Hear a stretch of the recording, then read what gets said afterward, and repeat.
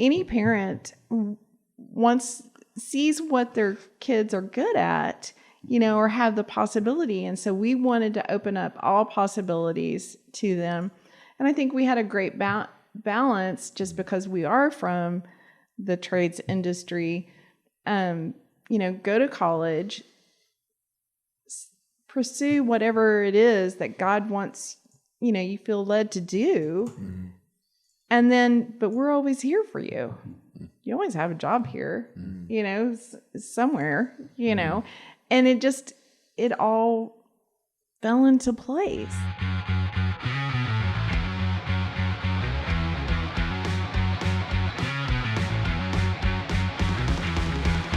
Welcome to Blue Collar Bros, a home service podcast focused on scaling family business and discovering what differentiates the best of the best within the industry. We are your hosts, the Yarbrough Brothers. On the right, we have Will. On the left, we have Colby. In the center, me, Tucker. Today, we are joined by the mom, the myth, the legend, the boy wrangler, the original CFO of Yarbrough Sons, our mom, Leisa Yarbrough. Welcome. Hey, Mom. Hey. Hello. So, greetings and salutations. Thank you. Before we jump in, gonna give a little context.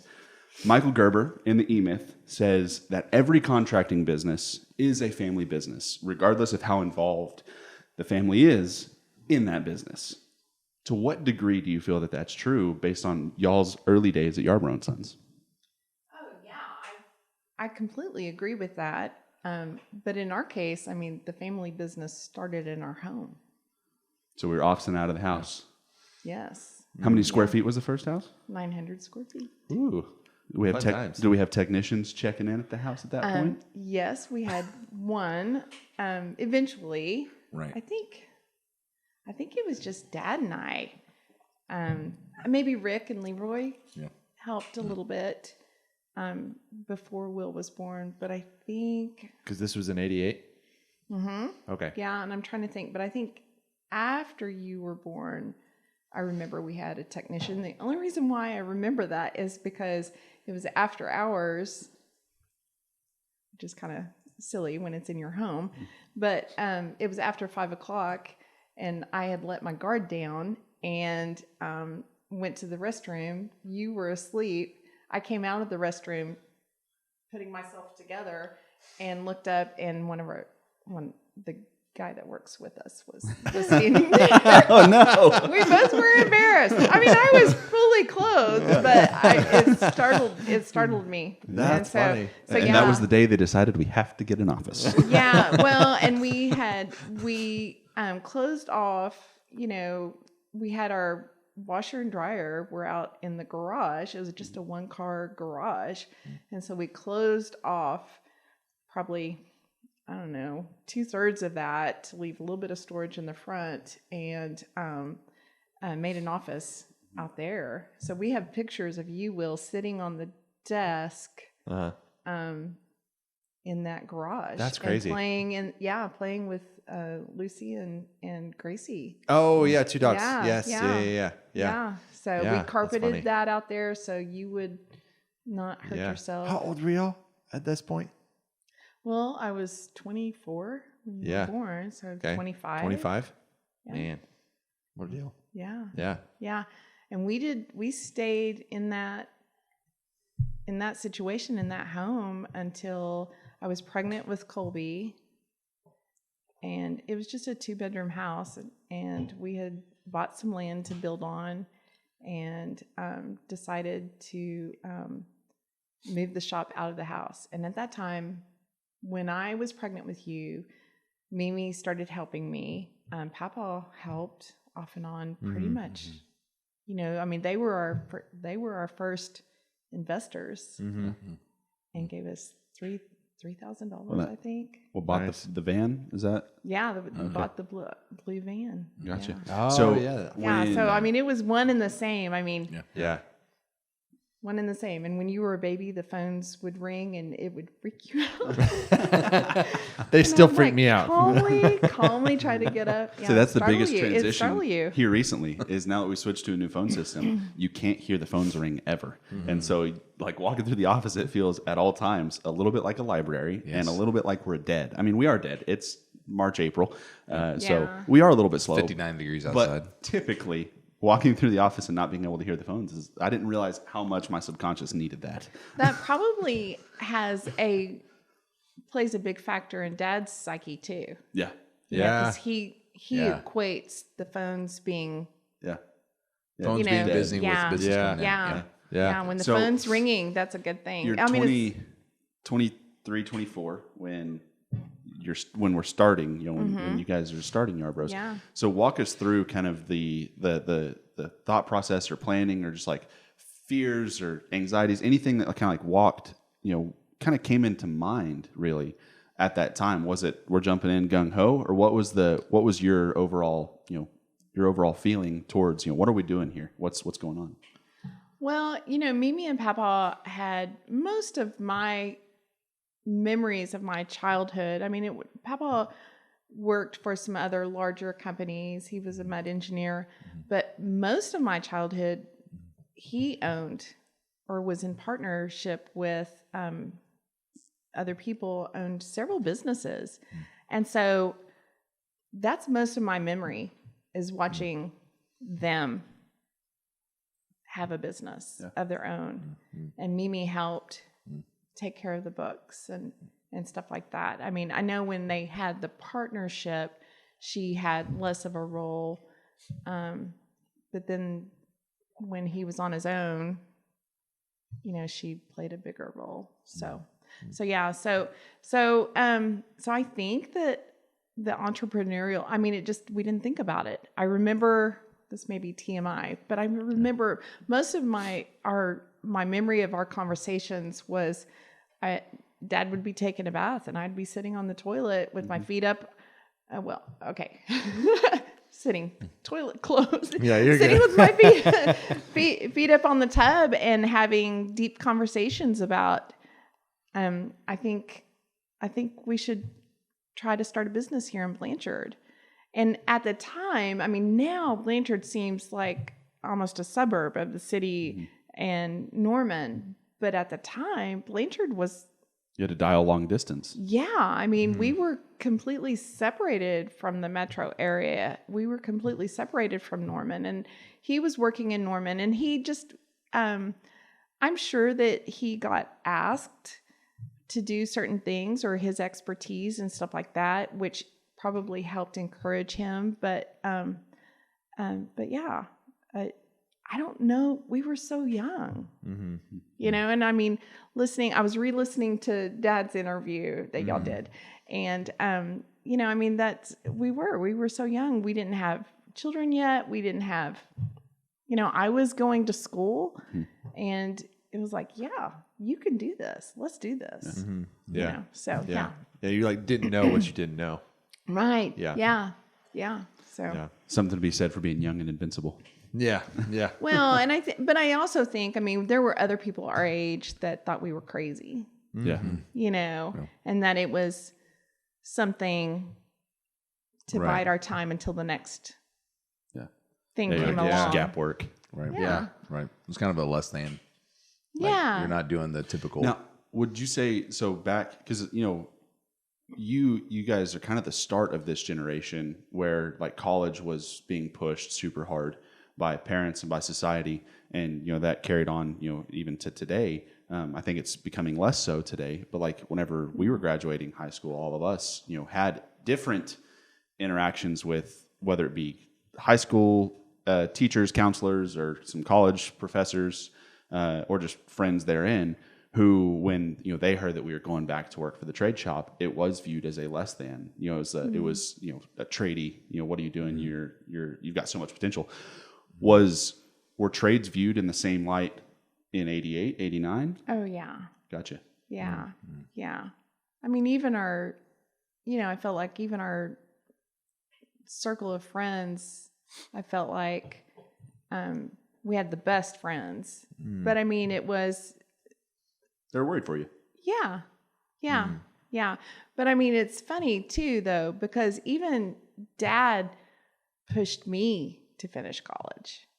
And I pretty much, after we got married, I pretty much lost interest Yeah. in college. And and I remember that being a big struggle for us, him wanting me to finish, feeling like having safety net, Yeah. And so I bounced back and forth between accounting, which I was really good at, but I hated it. But it totally made sense. Or being a teacher, which kind of really followed more of my pathway, my heart, children, creative outlets.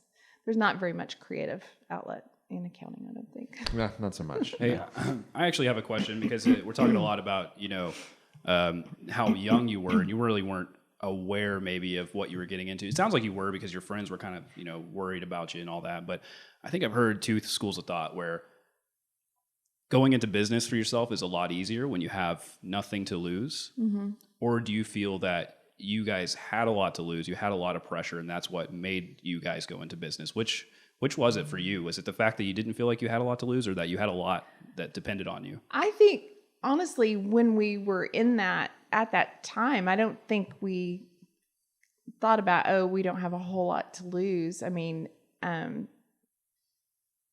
don't think that was really in the mindset. I mean, looking back, it's easy to say, well, we didn't have a whole lot to lose. But I think that for Darren,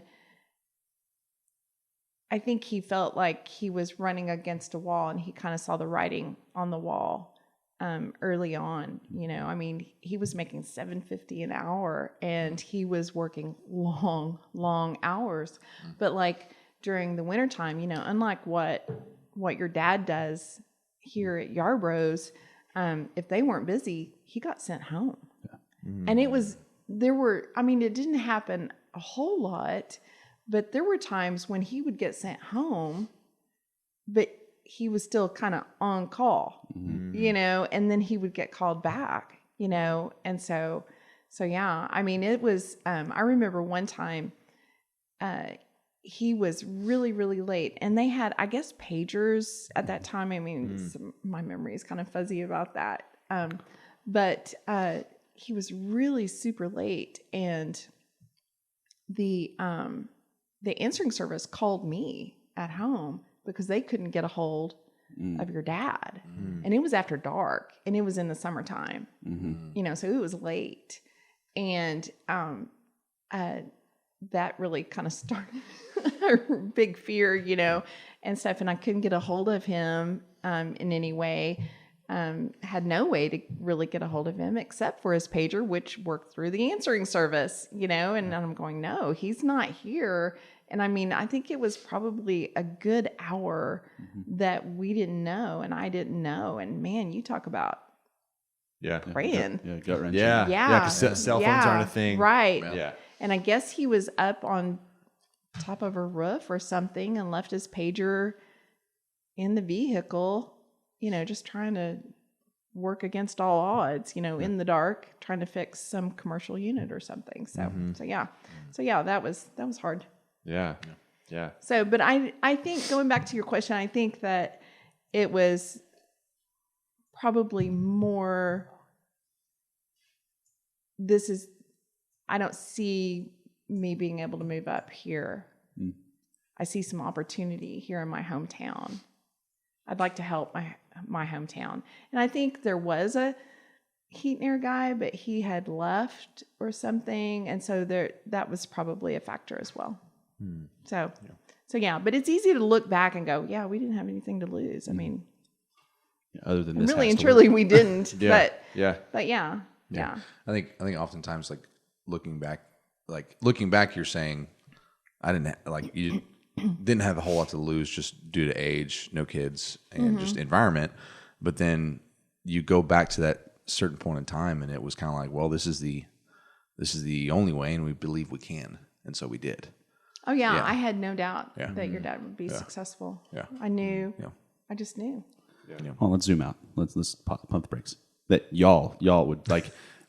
Dad did the wrench turn and things like that, but you did the bookkeeping, you did the accounting, you did the answering to the phones. Like, so, this is in your character and in your nature of we're gonna push credit, to Dad, but you were the gears that were turning in the background. You were the thing that was keeping the wheels turning in such a way that, okay, we've got money coming in, we've got bills paid, we've got guys paid. We're because in the early days you were the AR, the AP, the CSR, the dispatcher. That was the hats that you were wearing. And so without you doing that job, a technician can't very well, because at the time, your Dad, of course, being the owner or whatever, but Dad can't very well be a good dispatcher, a CSR, a AP, AR, while standing on his head in an attic trying to fix an air conditioner.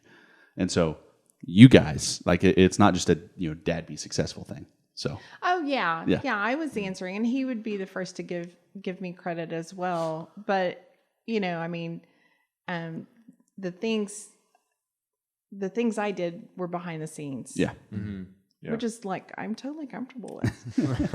Totally comfortable with being Dad was the party guy. You were the party planner. Yeah, that's right. Yeah. That is right. That is right. Yeah. I remember doing, but I was also working and going to school and doing spreadsheets. And I remember, like, when we first started, they had these big spreadsheets. Paper. Yeah, paper. Paper spreadsheets. Oh, yeah, paper spreadsheets. Wanted to clarify for the paper audience. Spreadsheets. And I was able to fit all of the categories on that spreadsheet. And then we were growing, and there were new categories. And our accountant at the time said, okay, we'll just tape another one of those spreadsheets, and it just kept going on, and so it got to where, like, I had to roll it up, and stuff. But I remember sitting on the floor and taking care of all of that stuff, which those are things, ironically, I mean, I enjoy doing it. You're kind of like, I enjoyed doing arts that. and crafts. Some tape. And it's a good puzzle. It's a good puzzle too. Yeah, I mean, I like numbers, and I'm really, I like, if they make sense, I like numbers. So, yeah. Yeah.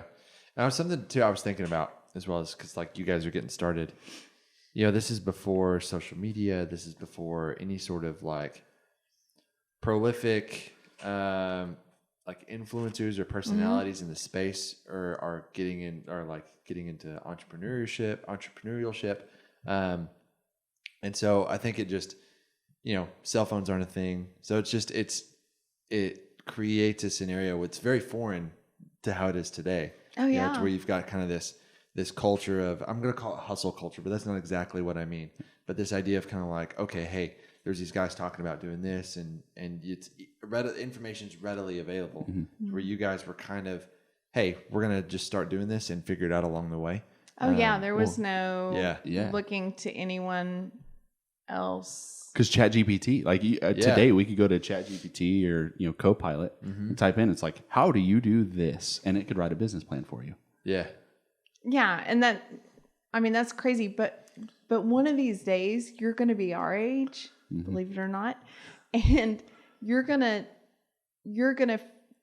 the things that you're doing right now are going to be antiquated, and you're going to be so wrapped up in what's available to you then that it's going to be easy to forget. Oh, wow.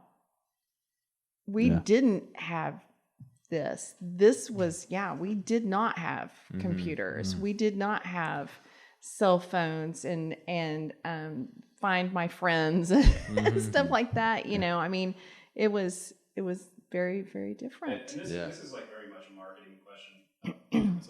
This is very much a marketing question, but I'm curious if you think, without that technology, I feel like technology has brought everyone up to the same level to an extent. It's kind of equalized the playing field for all industries. But do you feel like not having that tech back then, gave you an advantage if you were like a mastermind with your spreadsheets, or if you were on top of your game with pagers or whatever? I don't know. Do you feel like today, because we have all the technology, that's kind of like equalizing the space? I'm gonna delete this question. I think it's a great question. In some ways, yeah, I think it does. It makes it available to people who might not otherwise, because sometimes everyone learns differently. Some people learn by doing, and some people learn by reading a book, and gathering the information and stuff. And I think that, your dad and I think pretty much everyone in that generation learned a lot by doing. A lot more by doing rather than, okay, let me investigate this. And I think that too, in some ways it's great, but I think in some ways it can be the paralysis of analysis. I mean, I think you can be so busy trying to investigate, is this a good move? Is this I can chase rabbits with the best of them. And I think that back then, if all of that technology would have been available, I don't know that. I think maybe we would have investigated until the moment was lost. Yeah. So it would have caused you to be just stuck in the information overload. Right. So I think there's pros and cons both ways. No, I think it's a great. Well, I think question. that gets into the one of the biggest problems. I feel like whether you're starting anything new, especially like a business, or especially in the service industry, is just the lack of execution. I was just thinking about the paralysis of analysis and I do that too. You think about a subject over and over and over and over to where it's almost as if you have executed, but it's all been mental. You haven't put any action. You get addicted to the idea stage. Yeah. And so it's like, you've got to find to where you guys didn't have all this information at your fingertips. And so the bridge between conception and action, or concept and action, where it was a bit of a shorter bridge, because it's like, okay, well, we thought about it. All right, well, let's execute. To where it's like you didn't have a lot of this access. Well, and he had the skills. All he needed was a vehicle, and I think that he was obviously probably helping family, solve little problems here and there. Saw that he had an affinity for it, and your dad's such a great people person.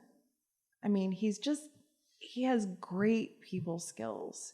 And so most everyone that meets him loves him instantly. And that was very much so, growing up and stuff. I mean, he was the likable all around guy, and so yeah. So, I mean, and I think that helped make the decision, being encouraged by others, not necessarily, hey, you should go into business, but just feeling like, I think I could do it. Two, I think, like I said, Blanchard was not part of this big metro island. It was an island of itself. And so we knew lots of entrepreneurs who, my parents, he spent his whole high school years working for a home builder who also developed land and stuff. And so there's all those little influences, that kind of helped him become this jack of all trades. He knew how to weld. He knew how to move dirt. He knew how to get his hands dirty and stuff. And so I think him and Rick had kind of a foray into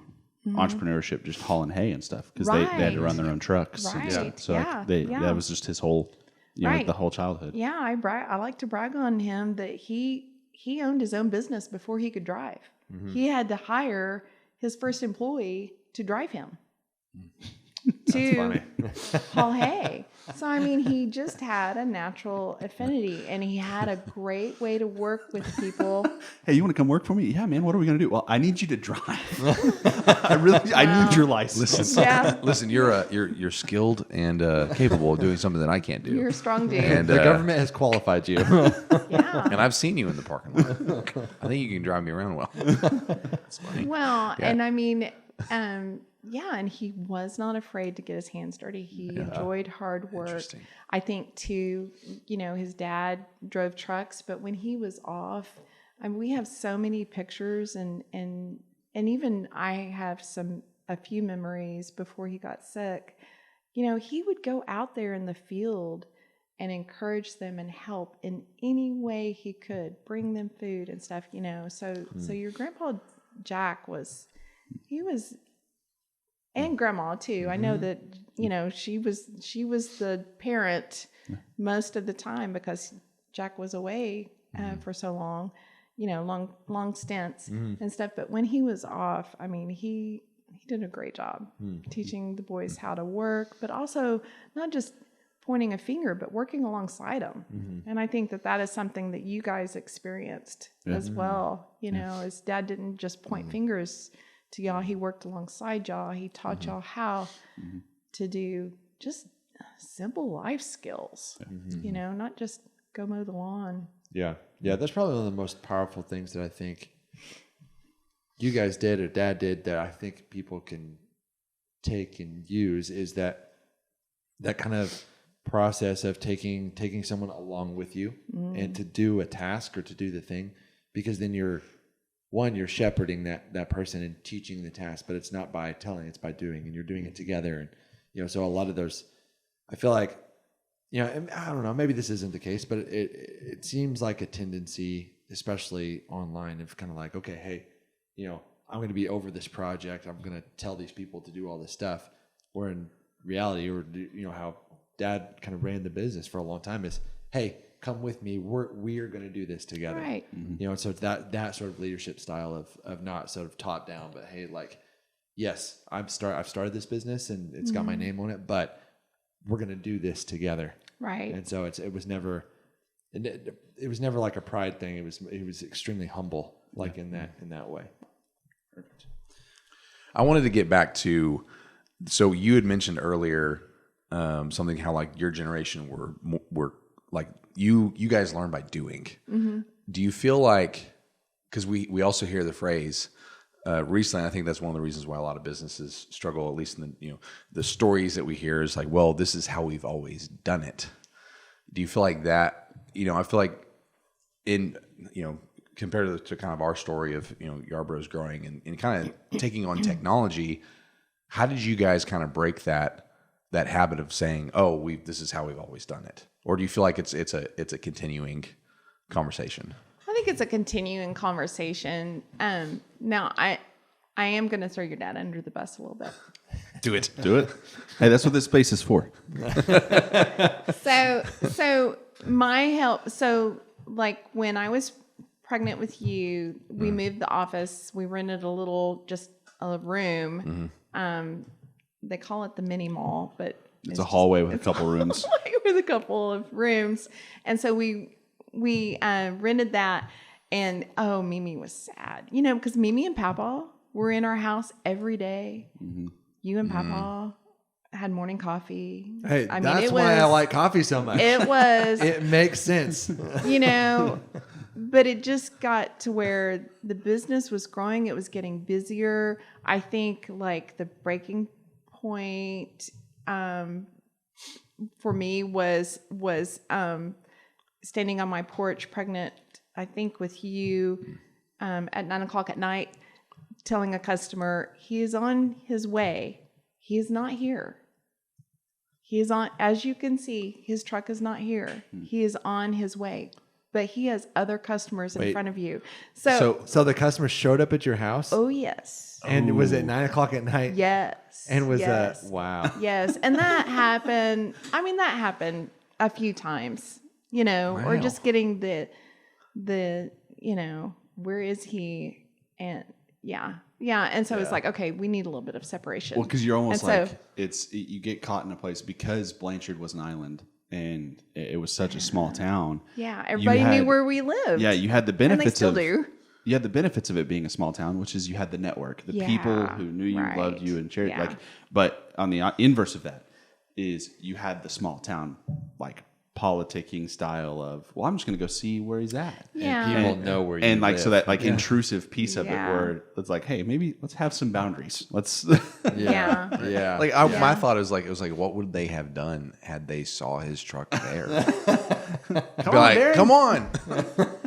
Well, yeah. And so it's kind of talking in the vein of like the doing, and you know, a lot of times we hear contractors just throughout the service nation and a couple of the other best practices groups that we're a part of. The biggest thing that causes not even just contracting businesses, but just specifically for us contracting businesses to go out of business is they don't know their numbers. They don't know how to price. They're uncertain on how to price and how to make margin and things like that. And today we have books written by people in the industry who came up at a similar time as you guys, who wrote books like The Power of Positive Pricing and the Go Time Success Manual and things like that, where you can get a better grasp on how you should be looking at pricing. Or even like if you're part of the Service Nation, like they have a calculator that tells you, hey, here's what your flat rate hourly needs to be. How did you guys know how to price? Because the business wouldn't have stayed around, had you guys not have known how to price. So what was the method that you guys adopted? And okay, how do we need to make money? What does our profit margin need to look like? Was it trial and error? What was that? I'm going to use the word system, but lack thereof. What was the process of getting to our final rate that we're charging to the customer? Well, I think that fell under your dad's umbrella.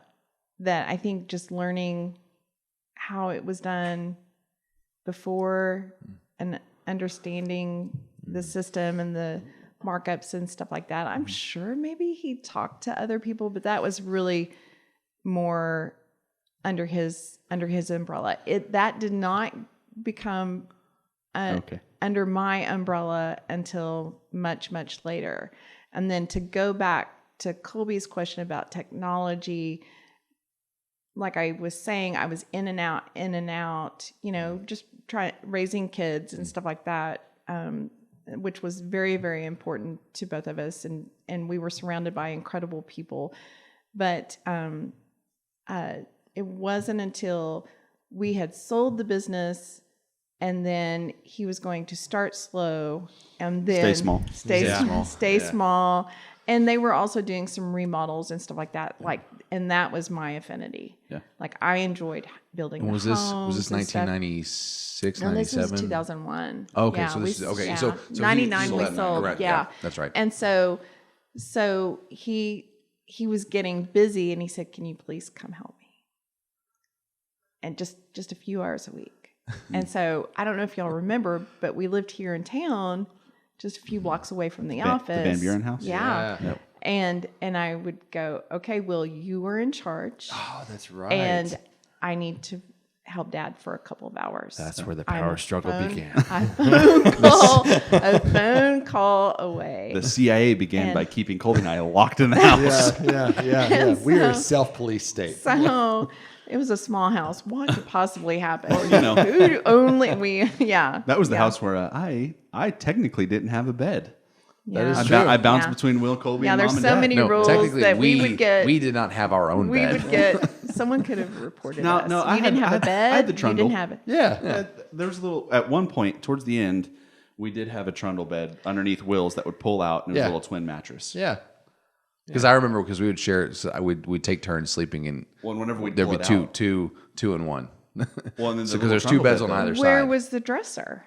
In Because between the the dresser beds. was between the beds, but that trundle wouldn't pull out unless if that dresser was there. That is also true. So yeah, I think that we scooted the beds back a little bit. This is getting into the minutia of our bedroom, but It was little. It was little. It was small. For perspective, like one or two memories that I have of that house was we could pull that bed out, and the whole room would now be a multi-level mattress. So That is true. Yeah, that is true. Did we had lay fun it while y'all long were ways? gone? We made our own. Yeah, fun. we laid it long ways. Made- Yeah. It was. We enjoyed Yeah. it. I mean, it was an adventure. It was a much longer adventure than we ever anticipated. We were Yeah. ready to get out of that little bitty house. But then we were just getting busier and busier, required more time. And so your Aunt Terry started working as secretary. And your Aunt Terry is the one. And I kept telling your dad, I said, I think we need a computer. We had a computer at home. I said, I think it would make our lives so much easier if we had a computer. We don't need a computer. We don't need it. We're just going to stay small. And I'm like, well, Sure we're getting busy. But it was your Aunt Terry who talked him into the Aunt computer. Terry and her pig-headed stubbornness. She is. No. I pat her on the back for a lot of things. Yeah, that's So- funny. So- That's funny. So yeah. You guys kind of went through How it much was a twice. computer? Sorry. Oh, who knows? But I mean, Okay. it was anything really was a lot of money, Yeah. then. And so, Yeah, when you're getting started. yeah. So you guys kind of went through it twice with this. So maybe touch on both ends of it. And I know employee number 1 and 2, we're going to skip past employees number 1 and 2 because it was Rick and Leroy. So outside, and I guess both times it was Rick and Leroy. So outside of Rick and Leroy, bringing on help is the hardest thing to find in the industry, is people to come, show up, do the job. 1, it's a technical hurdle. 2, the work is hard, it's hot, long hours, all of that. And so walk us through, I guess, on both ends of what was it like bringing on that first person? How did you know it was time? What was the onboarding process like? Well, I mean, I think it just necessity. You just knew, okay, I need time to breathe, so I need help in the office. I want to be able to be there for my kids. They're still little. I need help. And so I mean, you just find those people, and they kind of fell into our laps. I mean, and at first it was family and close friends. And then like for technicians, I know that Dad had, really felt like, oh, we need to go back to Okmulgee, get, people. That's how I was found and stuff. But then I think as he was in, his reputation grew, and as he was in the parts houses and stuff like that, people knew learned what kind of person he was, and saw that he had a need, and the business was growing. And so a lot of times he would learn either, a person would make a comment and the parts house person would take note and tell your dad later, or there was direct contact. So yeah, I mean, it just came about that way. Like I said, I mean, we were surrounded by lots of friends and family. So at first, and then it just kind of grew from there. And then like when we went back into business, we were just doing so many different things. We were doing remodels and stuff that didn't take, a certain skill set. And so he hired a couple of high school kids that kind of grew into the company and stuff, and were able to learn. And, one of them became one of our lead install guys, and one of them became one of our head service guys and was a service manager for a while. And, Dad just, I think through that experience, he realized I can teach. Yeah. There's that side by side. That doing. Yeah. And I remember in that little hallway, we were across the street in that little hallway. He had put together that board. That's still out in the break room today. Yeah. And would train guys on that. And I'm sure he trained y'all on that. That was a 5th grade science project for me. Yeah. So Dad got that. I don't know if he made it new or if it was reused. I honestly don't remember. But I remember him talking about like conduction between different materials and stuff. And he came to my 5th grade science fair. Yeah, I remember that now. Yeah, we were like making light bulbs come on. And so it was really pretty cool. Now that I'm reflecting back on that, it's like he was teaching a bunch of 5th graders how like electricity works and what conducts electricity and what doesn't and stuff. And so that was really, really Colby, cool. was that your 5th grade science project?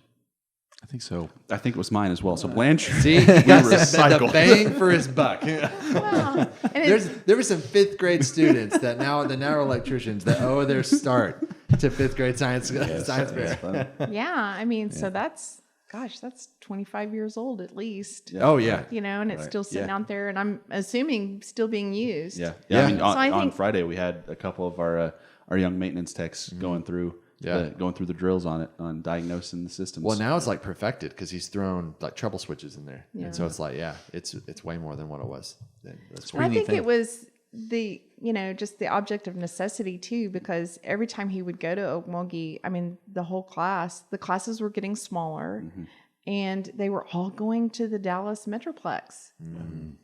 just because Dallas was growing so fast, and I'm sure offering more, but we're going, but the cost of living is so much more. So Yeah. It's the same battle we're fighting today. Hasn't changed. But I do think that in-house training Absolutely. started early. Oh yeah. I mean, I think that was just been a necessity. a light bulb moment, and maybe he,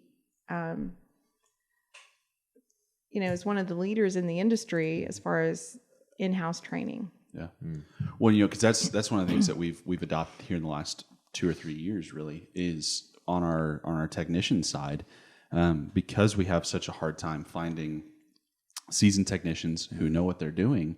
We've pretty well, our service manager, our maintenance manager, and our production manager, we've all pretty well agreed that it's not that we're not looking outside of our company for technicians, but our active search has gone to a near zero. And now we're looking at finding, young talent, people right out of high school or trade school who are interested in the industry and just have an inclination to work with their hands, and then us teaching them the way that we need them to work. And, we're 6 technicians into that process, just 2 years in. And so you can grow your coaching tree really quickly, but it nails down that, what if we train our people and they leave? But what if we don't and they stay? Right. Yeah. And so you have to keep pushing, keep growing, and grow that coaching tree. And the only way to do that now, because the stats are, listening to a Mike Rowe podcast like yesterday, it's 5 that retire. There's only 1.5 to take their place in all of the trades, in the skilled trades. So HVAC, plumbing, electrical. Wow. It's 5 to 1.5. Well, I think given that stat, That's too, been an increase over the last couple of years. Yeah. So, because I remember a couple of years ago it was 4. Yeah. 4. Well, like given that stat though too, because it's all kind of goes back. This is all kind of connected in, but hiring for attitude and you can't teach attitude, but you can teach aptitude. So hiring for that attitude and training in house for aptitude. So I think that's an important aspect of things early on. But then I mean, it's still true today. It's just grown and changed, and not the philosophy's changed, but just the way in which that happened has changed. When you coined it, whenever you were a kid, I think is you hit it on the head. Do you know where I'm going with it, Mom? Yeah. I remember where we were. Yeah. So Will and Dad were driving down the road, and Will, Will. I've been lost up until this moment. Yeah, there you go. Now you're back. Will told Dad, he was like, sure, they have fancy trucks and nice shirts, but do they have kindness? Yeah. And I was talking about Sears at the time. Yeah. is what I was referencing, because the Sears truck just passed us. Yeah. And the Sears was doing a lot of commercials on TV too. Yeah. so- I remember so I seeing remember, them. yeah. Oh, how the giants fall. Yes. Yes. And it's like now we have nice trucks and kindness. And kindness. And kindness. It's great to have both. Colby's representing a fancy shirt. I am. there I you have an appointment. Oh, after this gotcha. too, so Gotcha. I was like, I'll just get. Hey, I'll just you go look get good, dressed. buddy. Yeah, thanks. See, he is nice to me. Hey, I want to step in. I have a question. So we talk a lot about, just talking about the replacement ratio of new, high school kids today being sold on the trades versus going to college. That's a big conversation that we have in here. What is your perspective? You raised 3 boys. It's easy and obvious to say that they would go into the trades. That was a huge possibility for them, given what you guys have done and what you have built. But I wanted to get a mother's perspective on, your child going to college versus going into the trades these days. If you were having kids today, what would you be looking at? What would you be considering? I just want to know your perspective. Well, I think any mom wants their child to, or any parent wants their child to do bigger and better and to experience. And now that all of y'all are in here, it's easy for people to say, well, you trained them. You said you've had the Ann Sons. They don't know the story behind the Ann Sons. It had nothing to do with bringing y'all in. It was, you were too little, but Colby and Will, when we sold the first company, y'all cried. Oh, did we really? I can't remember. It made me and your dad cry. Yeah. And, Yeah. and trying to convince you that this was good for us, a new adventure and stuff. And I think it was a good learning experience for all of us. But when we went back into business, we couldn't name it the same thing, but we still wanted Yarbrough to be part of it. And we were like, well, and Sons. I mean, it just totally made sense. Yeah, y'all were absolutely heartbroken. You thought we owned the water tower because it was right behind our building.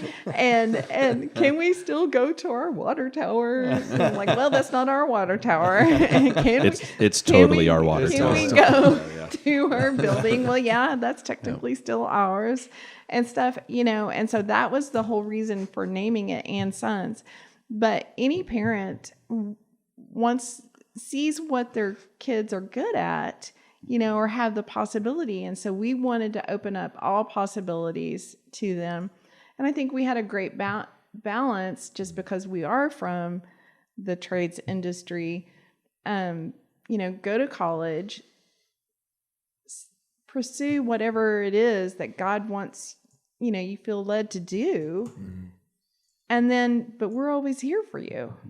You always have a job here, somewhere, and it all fell into place, it just all fell into place, but we never wanted to pressure you. And I think that when you try to pressure your kids to go into a certain area, you can almost be assured that they're going to fight and do the opposite. Guys, that's why they told us, go do something else. There's got to be an easier. It was the reverse psychology in the long play. I know. I've heard you say that. Yeah, and we're like, I don't think there is an easier way. Well, I think. Guess what? It's tough out here. Right. Yeah. Because Dad does do a great job delegating. That is a good superpower of his, but he also enjoys. Mm-hmm. It's not that he has a problem letting go.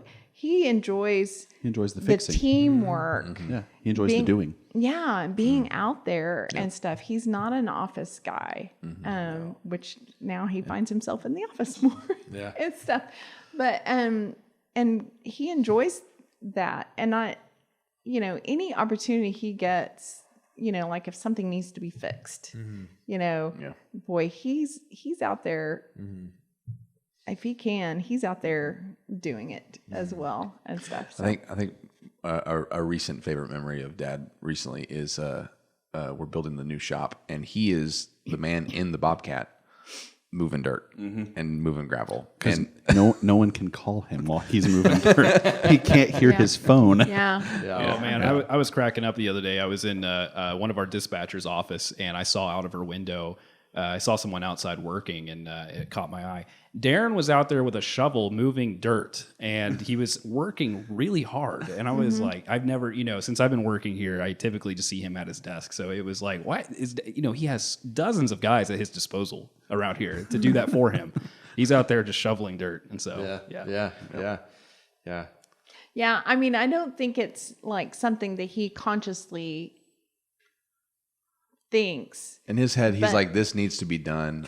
I can get it done. But he is the kind of, he's like, I'm going to show you how it's done, and I'm going to outwork you. Well, I think that's just how you and Dad both lead this way, which is we're going to make sure that our servant's towel is worn and well used. Mm-hmm. That it's not going to be a pristine white rag. It's going to be worn and well used. Mm-hmm. And so jumping into the mess of it and helping untangle it, that's just, that is what you guys have done for our entire lives. Oh, yeah. And so in Dad's, in your head as well, it's a lot of times it's like in the amount of time it takes me to walk you through how to do it, teach you how to do it, I can just have it done, which I can just do it. That sometimes can, hurt growth. Oh, yeah. But I think in the long run, what it does though, is it creates an immense amount of loyalty and respect from your team because they know you're willing to jump into it. Yep. Oh, yeah.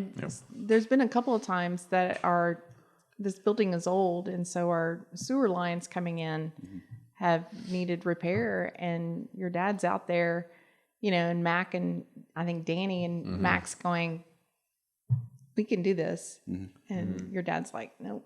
Yeah. I'm out here too. It's my sewer line. Yeah. And so yeah, he knows how to work. Yeah. And so looking back, as far as we've talked a little bit on the marketing, we've touched a little bit on the pricing, things like that. and this kind of touches what we were just talking about, is marketing in the early days was almost an impossibility. You had one avenue really that owned the market. Dad and I talked about him yesterday. Dad said he was never so glad about really anything in business other than seeing the phone books die. Yeah. And you know, because you had to, if you wanted to get calls, you had to buy a full page or a 2-page ad, and it was $10,000 a month. And you know, now Dad looking at it yesterday, he was like, "Well, that's cheap." He was like, "If we could have guaranteed tons of calls," and he was like, "If we knew what we know now about client acquisition and cost per lead, things like that," he was like, "It's a no-brainer. Of course, why wouldn't you?" And he's like, "But at the time, like you said, everything is expensive." And so y'all's philosophy, really, I mean, up until 2016, the marketing was more goodwill building. It was, if we take care of people, then the word will spread. And I know you went to some school for marketing, so you guys were the We kind of butted heads on the marketing. well, that's kind of why I'm touching on it. That's Like, why I bring it can't it up. all be perfect. Yeah, yeah. And it wasn't. It was and hard. you guys were the like. We'll link them somewhere. I'm sure of it. But y'all were the original makers of memes. Like before the internet. I was just thinking that. Before the internet. Before like Yep. everything. It was me, Will, and Colby were cannon fodder for random memes. You know, the funniest one that I think of is I'm sitting there. I think I was getting dropped off at pre-K. I was in my Shaq Orlando Magic jersey, and I was just. We were at VBS, and Yeah. you were in a different room than I Yeah, was. I hated it. and you were heartbroken. Yeah, I was Tucker, upset. big old crocodile tears. Yeah, It broke my heart too. You know, so we got this picture of me crying on. Yeah, in Johnny's the, holding you. Yeah. Oh no, is she? I'm Johnny thinking, Hammond, I think. Okay. Yeah. And it's, you know, high utility bills got you down. Yeah, you know, man. don't let your HVAC company leave you stranded. Yeah. Call Yarbrough Sons, and it's a picture of us, you know, me crying. You know, and like same with Will and Colby. You know, Yeah. don't let the other guy leave you hanging, and Dad's holding Will and Colby by their ankles. Straight up in our underwear. Yeah. Like, And so, did. I think you and I were having more fun than Tucker was. Yeah. oh yeah, I was having a lot more fun. but so you guys made the like memes in a big way, and so walk us through the marketing of the early days. Well, I knew just enough to be dangerous. It was certainly something that I was in one marketing class in college, and I loved it. But at the time, I'm like, that's not the world I want to go into, you know. And but anyway, so going back to the business, I think our first, and it was just a reaction we put. Excuse me. Instead of our logo, because it wasn't, you know, it was just Yarbrough and Sons and then the phone number.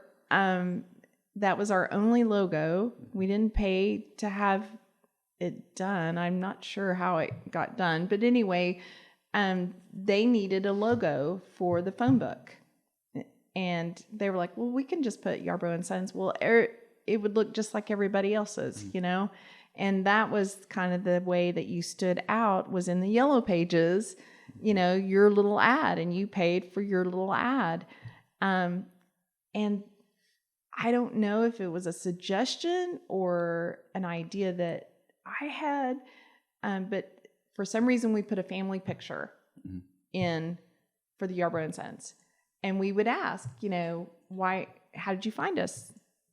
Where did you, in the phone book. Well, why did you choose us? Because there would be lots of heat and air companies. Oh, your family just looks so sweet. Are you the family? Are you the one in the picture? And I'm like, yes, I am. And those are our sons and stuff. And so we kind of struck a chord with that. No one else was doing it. Letting your family really represent your business, because really and truly it's one and the same. And then, but also, and then the paper ads, I think we're like, well, hey, let's put some pictures. I can't remember what the first, I wish I could, you know, but the people's reactions were astounding. Yeah. I was going to say that, you know, we still maintain that familial connection to the brand. I think it's become a huge part of our marketing, just to always have, at least like just, if you look on our socials, obviously our billboards and all that, it's always the family. It's the actual Yarbroughs. Because it's part of our tagline, choose the family that cares. And we have to represent that in every way. So I appreciate that. When I was coming in to do the marketing back in 2021, that was something I've always appreciated. And it's something that you guys have carried through for the last, I guess, 3 decades. You guys have always maintained that, hey, we are the actual family. We're here to take care of you. We want to treat you like family. I think that was something that Colby and I tackled whenever I first came on full time, was hashing out the tagline of what is it. We knew just enough to be dangerous. That is, we need something memorable, kind of something punchy that is not what every other heat and air company has in the metro area. And so we landed on what is our tagline to today. And it's gotten it's shortened down really over the last year or so, 2 years. But originally it was choose quality, choose comfort, choose the family that cares. And now it's boiling down to just choose the family that cares. And in the private equity world that we live in today, and it's nothing. It's ecclesiastical. Nothing is new under the sun, because 24 years ago, when Service Experts was rolling across the nation, it was private equity. It was a national movement, and consolidation was happening at a rapid rate. And we're seeing that happen again today, less so in brand ubiquity. People aren't just assigning themselves to one brand, but all of these holding companies hold 6 or 8 brands. And so the family business side of things is dying in a very real way. Right. And so the differentiator used to, you didn't put your family name on it. You didn't, have your face out there because it was the business. That way you could separate the two. But like you said, there is no separating them. It's one and the same. No. And so choose the family that cares, based off of, the work that you guys did, became our tagline and persists as our tagline. Yeah. And I think you did an excellent job doing the marketing. I mean, you're sweet. I look back at those times with with favorable lens, because I'm like, oh, it was so simple. It was just so much more simple. Oh yes, yeah. What you guys do is it's a pro and a con, because you're talking about the phone book, having to pay thousands of dollars for a whole page ad.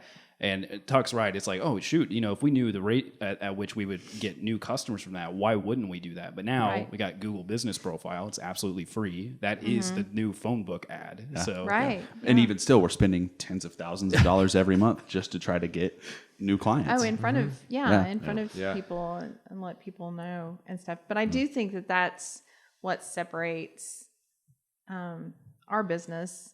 And I look on it,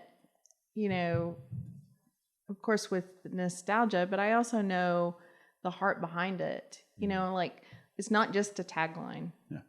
I mean, it really is the essence of what we've built this business to. Yeah, it's who we are, to the degree of that our people, that's Swaim. I think we've said it once on the podcast, but our service manager, Swaim, and all of our guys at one point or another, I'm certain of it, have been asked, Are you an Ann's son? Are you a part of the family? And Swaim has the best response that I think I've heard, which was, no, but I consider myself an adoptive son. They slap me on the wrist when I do wrong, and they feed me well when I do right. Yeah. Very good. I tried to tell that joke to a customer recently, and she it took me way literally, and it was like, you guys had 50 kids. Yeah. And I was like, whoa.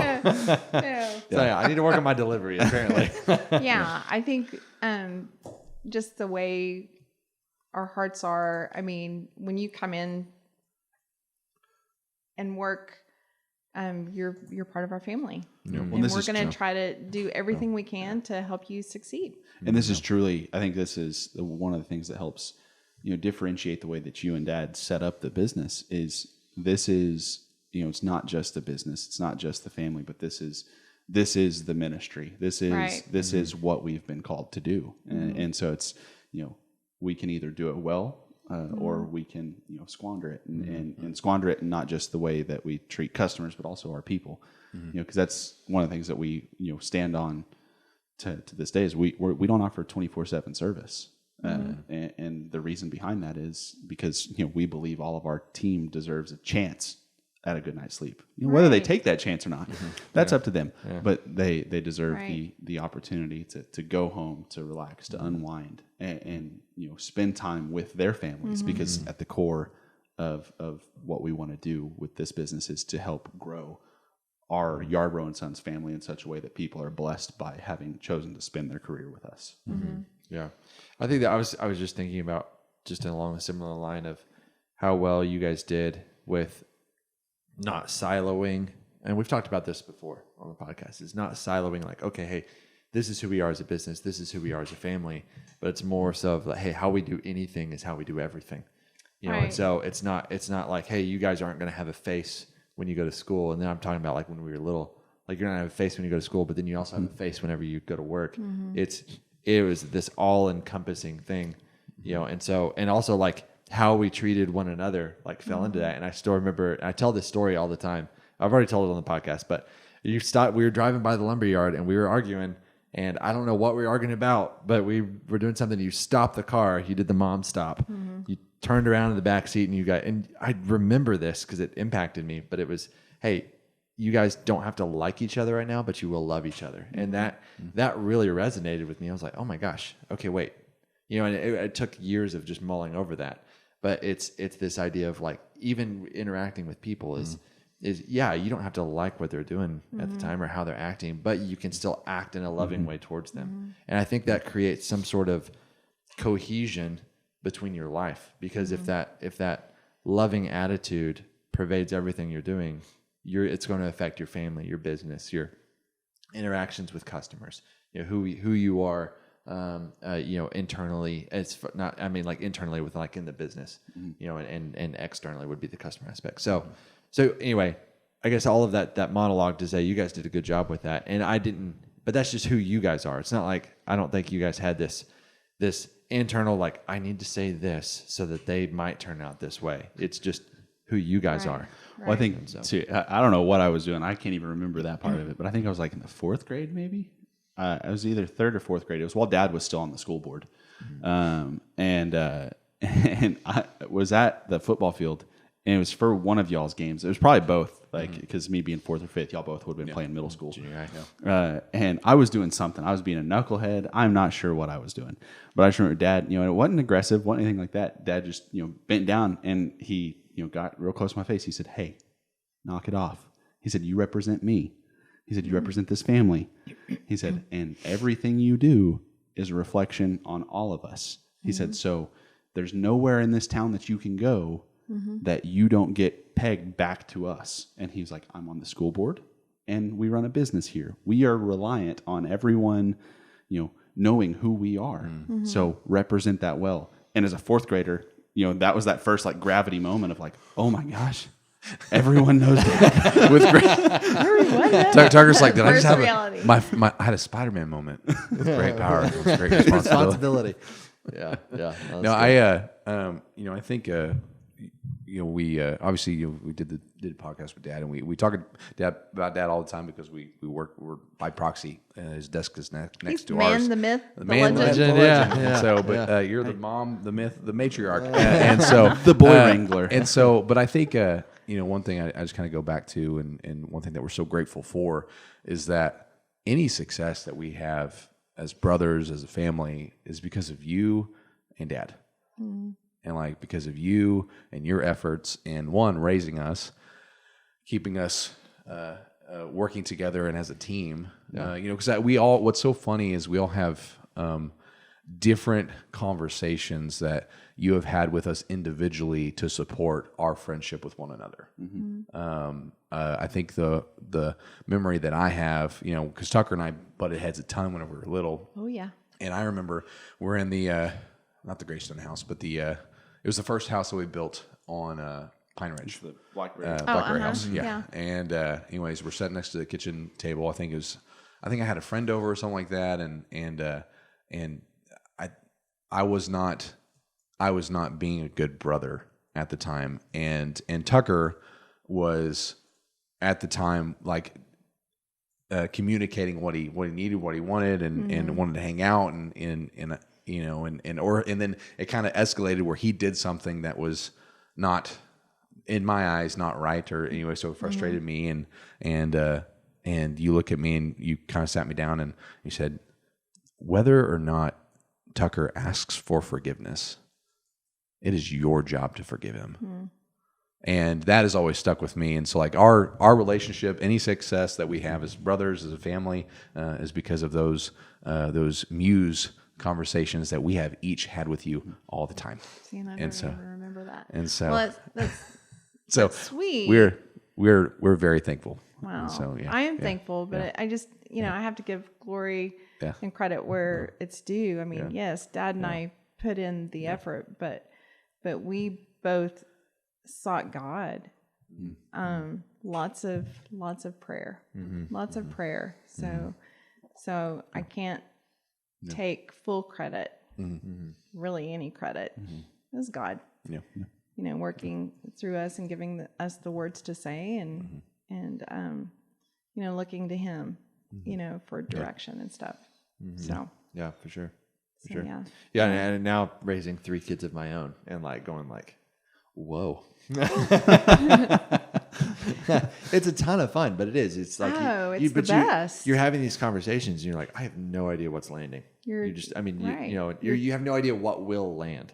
Like whenever you have those teaching moments or something like that. Yeah, like what's going to stick? Yeah. I mean, and stuff, and just trying to impart, godly wisdom. Whether it is just straight up scripture or if it's just just good sound wisdom. Just trying to keep that at the forefront, but always realizing that every moment.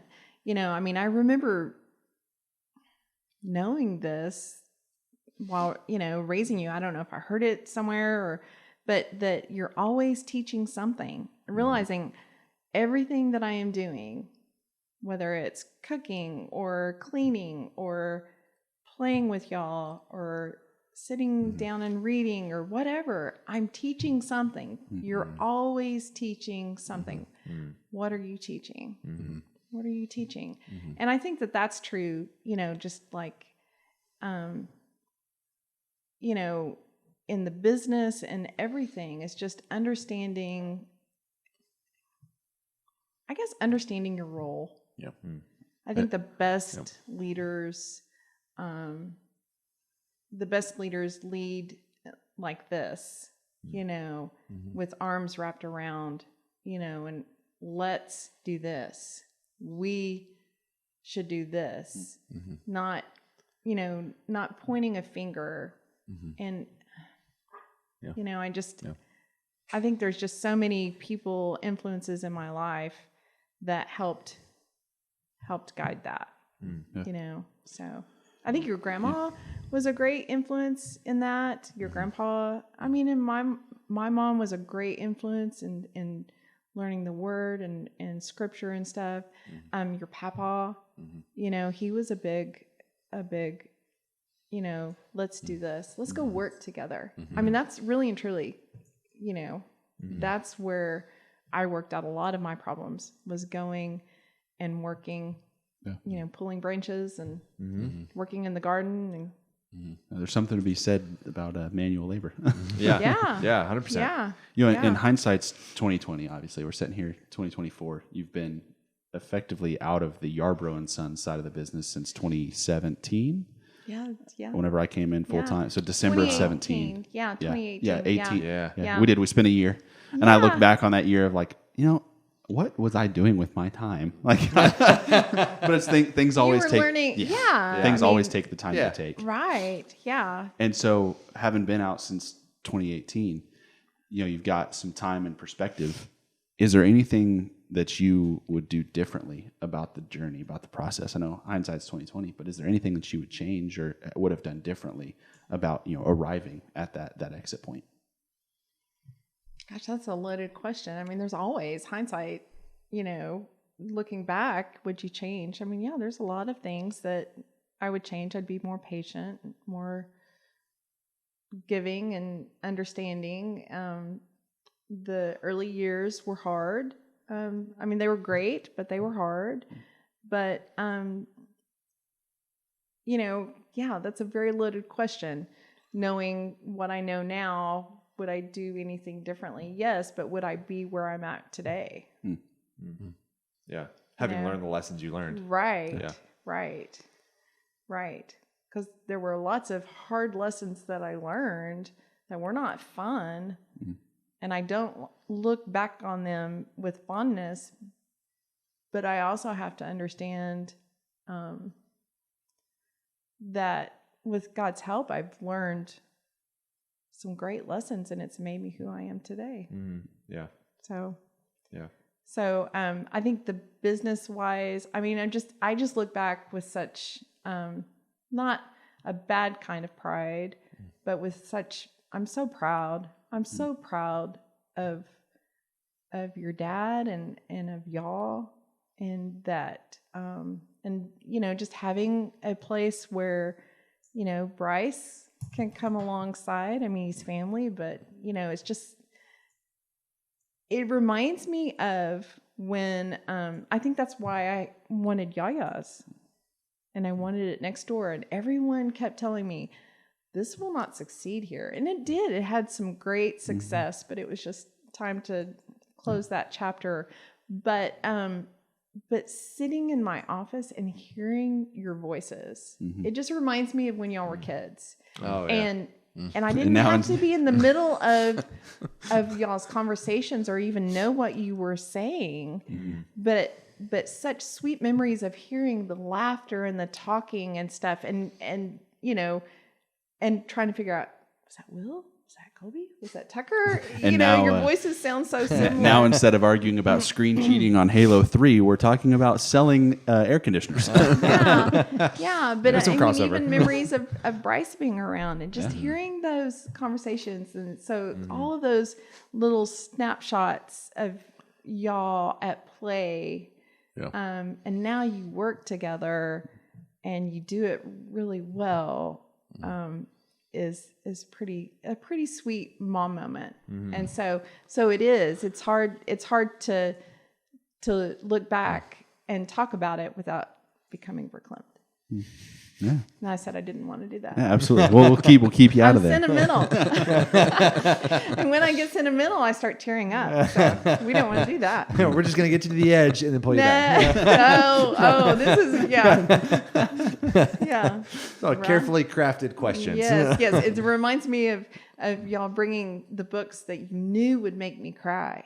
Oh, yeah. And just look in your eyes, and I'm going, we read this last night. It makes me cry. Yeah. And they're just like, read it again. Which one feels something? We want to see mom cry. Yeah. Oh, Oh, that's you're funny. funny. Well, You're funny. Mom, we appreciate you jumping in with us today. Aw. We appreciate your stewardship, your leadership through our life, through business, through everything, and just the example that you've set for us, and for the expectation of just the women in our lives. You set that cadence very early, and so we're very appreciative, and words can't put into meaning how grateful we are for you and for the time that you and Dad spent building not only us as men, but also building this business for us to bless others with. So that wraps up today's episode. Thank you for joining us. Be sure and like and subscribe, and we'll catch you next time. Let's get after it. See ya. So yeah. Thanks, guys.